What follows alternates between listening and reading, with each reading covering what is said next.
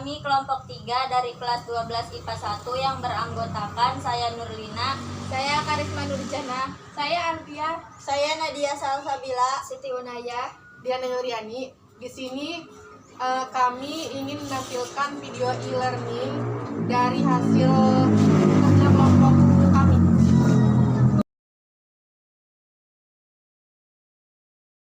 Assalamualaikum teman-teman, nama saya Nurlina dari kelas 12 IPA 1. Di sini kita akan belajar mengenai perkembangan iptek di bidang sosial budaya.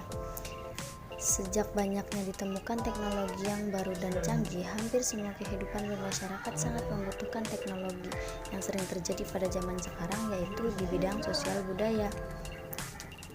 Pada perkembangan teknologi di bidang sosial budaya belakangan ini dibicarakan dalam masyarakat, baik kaum muda ataupun kaum tua sekalipun.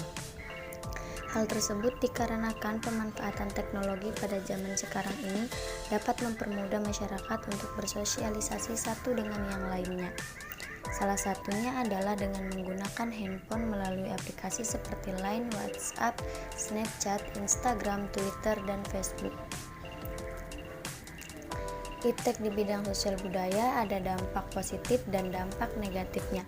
Dampak positifnya yaitu informasi yang sangat cepat dan mudah diterima.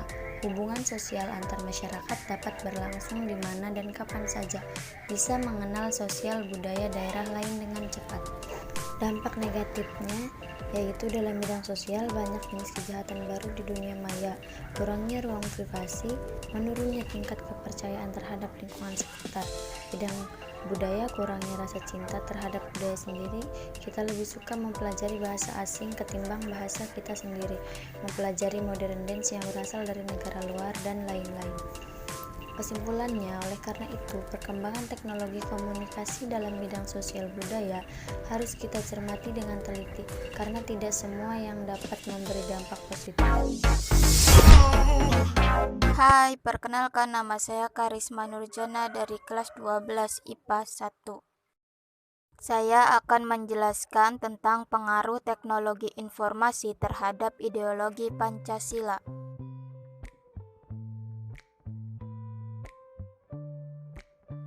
Iptek adalah hasil karya manusia. Karya tersebut pada dasarnya dipergunakan untuk membantu keperluan manusia dalam menghadapi kehidupannya. Iptek tersebut ada saja yang memanfaatkannya untuk kepentingan tertentu, baik yang berdampak positif maupun negatif. Pada dasarnya, Pancasila merupakan rumusan dan pedoman kehidupan berbangsa dan bernegara bagi seluruh rakyat Indonesia. Nilai-nilai yang terkandung dalam Pancasila merupakan hal penting dalam perkembangan ilmu dan teknologi perkembangan iptek saat ini dan di masa yang akan datang itu sangat cepat.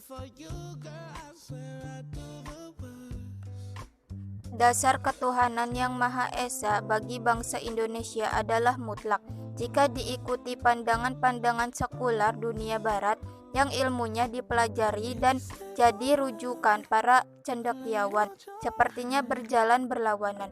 Sila-sila Pancasila yang menjadi etika dalam pengembangan iptek.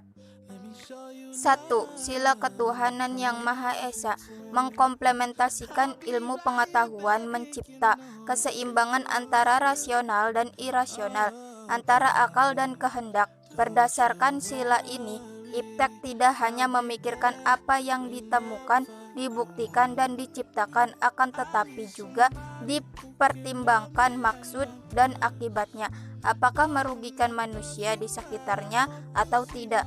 Pengolahan diimbangi dengan melestarikan.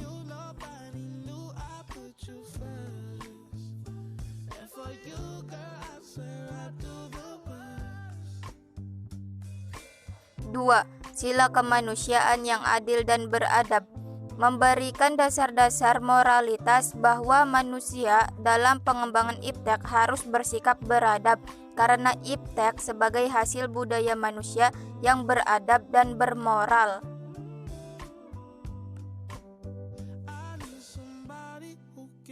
3. Sila Persatuan Indonesia mengkomplementasikan universalitas dan internasionalisme kemanusiaan dalam sila-sila yang lain.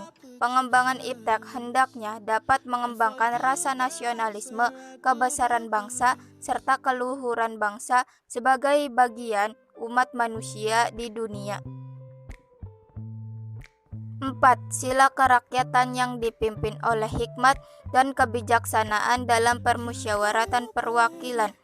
Mendasari perkembangan IPTEK secara demokratis artinya setiap ilmuwan harus memiliki kebebasan untuk mengembangkan IPTEK, juga harus menghormati dan menghargai kebebasan orang lain dan juga memiliki sikap yang terbuka untuk dikritik, dikaji ulang maupun dibandingkan dengan penemuan lainnya.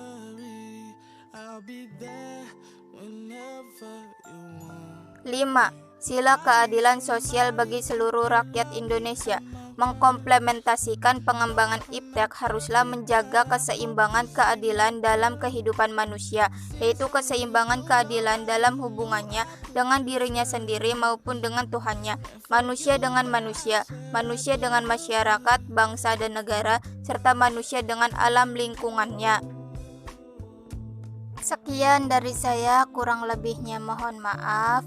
Wassalamualaikum warahmatullahi wabarakatuh.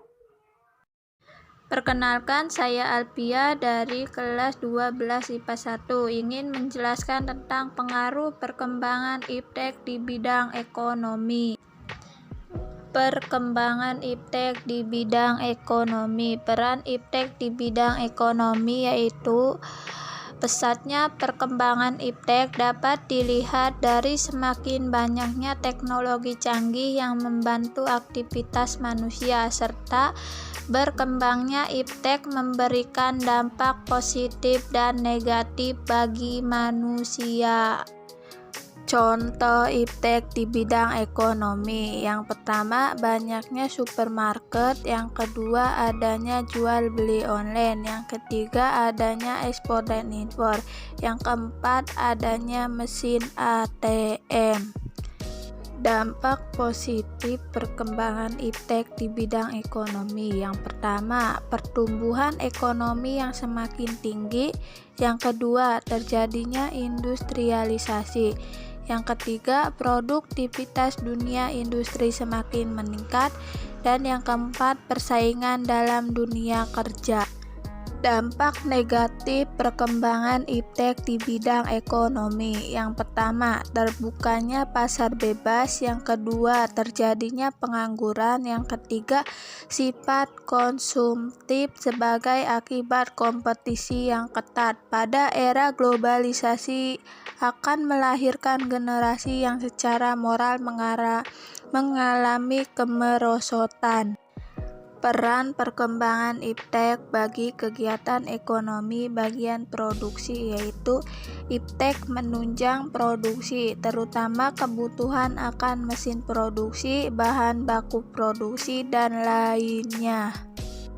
Peran perkembangan IPTEK bagi kegiatan ekonomi bagian produksi distribusi, yaitu IPTEK dapat memberikan kemudahan distribusi barang sehingga mempercepat barang sampai ke tangan konsumen. Peran perkembangan IPTEK bagi kegiatan ekonomi bagian konsumsi ialah IPTEK dapat memberikan kemudahan konsumen dalam memenuhi kebutuhan.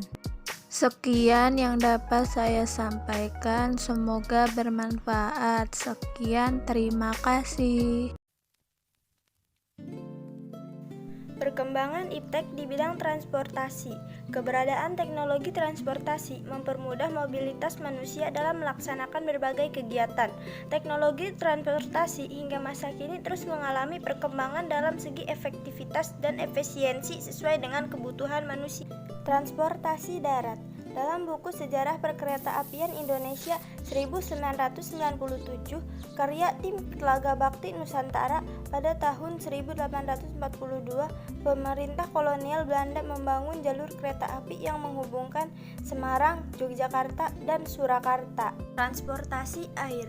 Kemajuan teknologi transportasi air Indonesia juga bisa kita lihat dalam jejak kejayaan Sriwijaya. Dalam sejarahnya, Kerajaan Sriwijaya merupakan kerajaan maritim terbesar di Asia Tenggara dengan armada laut yang kuat. Transportasi udara. Perkembangan teknologi penerbangan Indonesia tidak dapat dilepaskan dari peran Nurtanio, Pringgoadi Suryo, dan Wiweko Sufomo. Mereka berhasil menerbangkan pesawat kursi tunggal yang dinamakan dengan Sikumbang.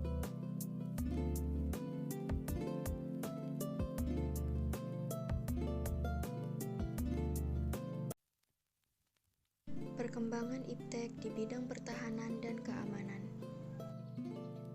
Di era zaman modern ini, kemajuan iptek sudah berkembang sangat pesat diiringi berkembangnya juga sistem pertahanan keamanan suatu negara. Kepentingan negara diselenggarakan untuk mewujudkan kepentingan nasional. Pertahanan negara memiliki peran dan fungsi untuk mempertahankan eksistensi bangsa Indonesia dari setiap ancaman dan gangguan dari dalam maupun luar. Pengetahuan dan teknologi yang semula bertujuan untuk mempermudah pekerjaan manusia, tetapi kenyataannya teknologi telah menimbulkan keresahan dan ketakutan baru bagi kehidupan manusia. Ketakutan yang dirasakan oleh manusia akibat perkembangan teknologi ini disebabkan adanya kekhawatiran akan adanya penyalahgunaan oleh orang-orang yang tidak bertanggung jawab. Dengan adanya perkembangan iptek, manusia mendapatkan berbagai kemudahan dalam melaksanakan kegiatan sehari-hari. Dampak positif perkembangan iptek di bidang pertahanan dan keamanan. Yang pertama, peningkatan akurasi dan keandalan teknologi persenjataan dengan rekayasa software dan hardware. Yang kedua, teknologi informasi dapat mempercepat penyampaian informasi sehingga dapat mempercepat pengambilan keputusan. 3. Pemerolehan personil militer yang mumpuni yaitu dengan rekrutmen berbasis teknologi informasi. 4. Penggunaan program kecerdasan buatan untuk mensimulasikan formasi dan kekuatan musuh memungkinkan serangan menjadi efektif dengan tingkat keberhasilan cukup tinggi. 5. Mencegah terjadinya serangan-serangan dari pihak yang ingin memecah kesatuan Indonesia dan memecah belah menjadi perbedaan dalam kehidupan bernegara dengan media informasi, contohnya internet. Kemudian, dampak negatif perkembangan iptek di bidang pertahanan dan keamanan. Yang pertama, penyalahgunaan satelit oleh para teroris seperti melacak kondisi tempat mereka akan melakukan kejahatan. Kedua, melalui media internet, pelaku teroris dapat berkomunikasi dengan sesama teroris maupun untuk mencari pengikut. Yang ketiga, munculnya perang informasi dengan memanfaatkan perkembangan teknologi informasi karena sifat penggunaan sistem secara bersama. Yang terakhir, berkaitan dengan teknologi senjata pemusnah massal atau weapon of mass destruction seperti senjata nuklir dan senjata biologi. Pengaruh iptek pada politik di Indonesia. Zaman ini, ilmu pengetahuan dan teknologi semakin maju dan berkembang dalam waktu yang sangat cepat pada berbagai bidang kehidupan. Indonesia merupakan salah satu negara yang terseret pada arus perkembangan ilmu pengetahuan dan teknologi yang cepat ini. Hal tersebut merupakan suatu hal yang baik dan buruk sesuai bagaimana masyarakat menerima perkembangan ilmu, pengetahuan, dan teknologi. Apa itu iptek? Iptek merupakan segala sesuatu yang berhubungan dengan teknologi, baik itu penemuan terbaru yang bersangkutan dengan teknologi maupun perkembangan di bidang teknologi itu sendiri. Berikut dampak positif iptek dalam bidang politik. Yang pertama, meningkatkan hubungan diplomatik antar negara. Yang kedua, memperluas dan meningkatkan kerjasama antar negara. Yang ketiga, kegiatan komunikasi dilakukan secara efisien. Yang keempat, memberikan dorongan bagi konsolidasi demokrasi di banyak negara. Yang kelima, menegakkan nilai-nilai demokrasi. Yang keenam, adanya peran rakyat dalam pengembangan pemerintahan. Selain dampak positif, juga ada dampak negatif. Berikut dampak negatif iptek dalam bidang politik. Yang pertama, negara tidak tidak lagi dianggap sebagai pemegang kunci dalam proses pembangunan. Yang kedua, timbulnya gelombang demokratisasi, yaitu damaan akan kebebasan. Yang ketiga, adanya ancaman disintegrasi bangsa negara yang akan mengoyakkan NKRI. Yang keempat, semakin meningkatnya nilai-nilai politik individu kelompok oposisi, diktator mayoritas atau tiraini minoritas. Yang kelima, timbulnya fanatisme rasial, etnis, dan agama dalam forum organisasi. Yang keenam, timbulnya unjuk rasa yang semakin berani dan terkadang mengabaikan kepentingan umum. Yang ketujuh, adanya konspirasi internasional, yaitu pertentangan kekuasaan dan percaturan politik. Yang kedelapan, itu lunturnya nilai-nilai politik yang berdasarkan kepada semangat kekeluargaan, musyawarah mufakat, dan gotong royong. Ada cara mengatasi dampak negatif dari iptek, yaitu masyarakat harus diberikan pemahaman tentang cara menggunakan teknologi informasi dengan baik dan tidak melanggar etika, sehingga teknologi informasi dapat dimanfaatkan dengan semestinya. Pemerintah harus membuat suatu peraturan yang tegas terhadap setiap pelanggaran pengguna teknologi informasi yang merugikan orang lain dan negara.